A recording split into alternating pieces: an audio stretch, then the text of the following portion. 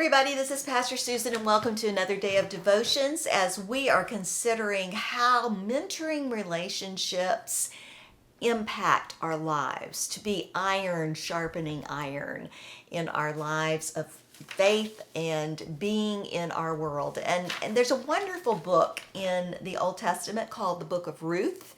If you've not read that book, I would really encourage you today just to take a few minutes and read it. It's not a long book, but it's a beautiful story about how two women forge a relationship that makes a tremendous difference in both of their lives. And so for those of you who aren't familiar with the story, I'll give you the crib notes here. So Ruth and her husband Elimelech and their two sons escape famine in the land, and they go to Moab, which is a Gentile country. It's not where the promised land is. So they go there and they meet up.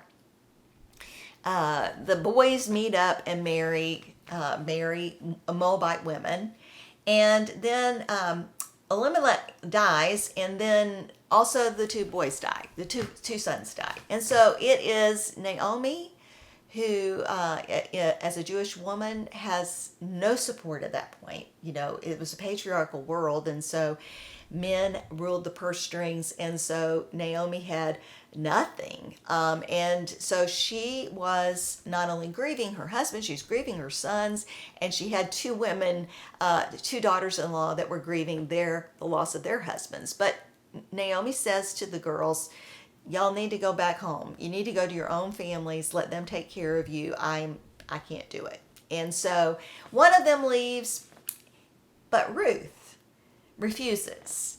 She says, and I'm going to read this out loud. This is from Ruth chapter 1, verses 14 through 18, and this is what it says. Then they wept aloud again. Orpah kissed her mother-in-law, but Ruth clung to her. So she said, see, your sister-in-law has gone back to her people and to her gods. Return after your sister-in-law, because that's where Ruth was from.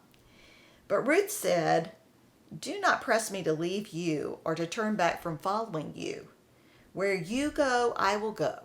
Where you lodge, I will lodge. Your people shall be my people, and your God, my God. Where you die, I will die. There I will be buried. May the Lord do thus and so to me, and more as well, if even death parts me from you. So, beautiful story about a mother-in-law and her daughter. And if you read the book, you will see that a lot of things take place when Ruth goes with Naomi. Long story short, she finds a way to find a husband who is actually part of the extended family. So that is within keeping of Jewish law and faith. And so the tables eventually turn into favor for both of them. Now, you see in this story a lot of something called interdependence. And Stephen Covey actually talks about interdependence as the highest level of being. That when we are relating with one another, that we are challenging one another, that we are growing with one another interdependently. That's where that synergy takes place, and that's also where the sharpening of the saw takes place. When all of the habits are in full force and they continue to be sharpened through relationships. So what do we talk about in this about what we can take away from the story of Ruth and Naomi? It's to remind us that intergenerational life-to-life relationships have mutual benefits. It benefits the younger and it benefits the older person. And I can't think of a better place for that kind of intergenerational influence to continue as within the church family. It's the only organization that exists from cradle to grave. Cradle to grave. Think about that.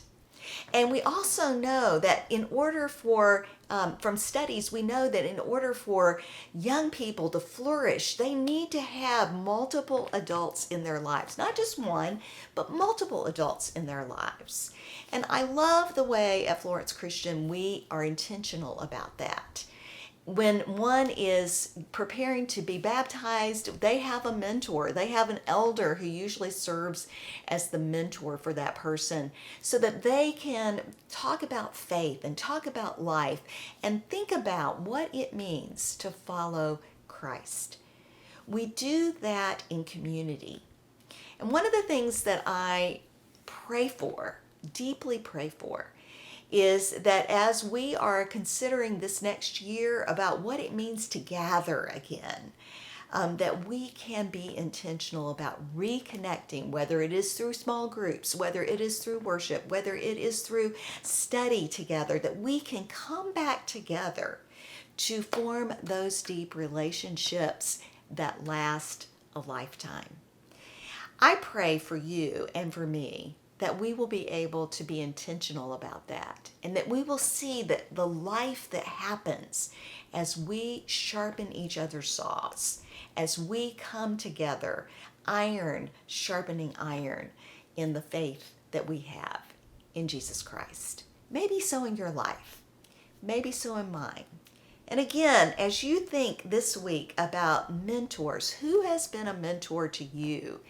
And who have you been a mentor to? Reconnect. Give an opportunity to reconnect so that not only can you check in with each other, but you can also consider how you can challenge each other to continue to grow in your faith. Maybe so. Amen and amen.